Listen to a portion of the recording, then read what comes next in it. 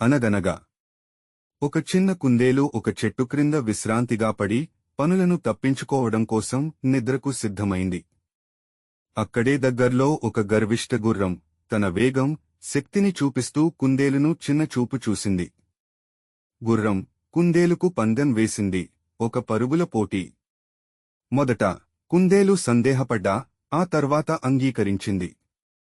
రాత్రి కుందేలు మెలకువగా ఉండి ఓ పద్ధతి తయారుచేసింది. పోటీ దారిలో చిన్న గుర్తులు పెట్టింది.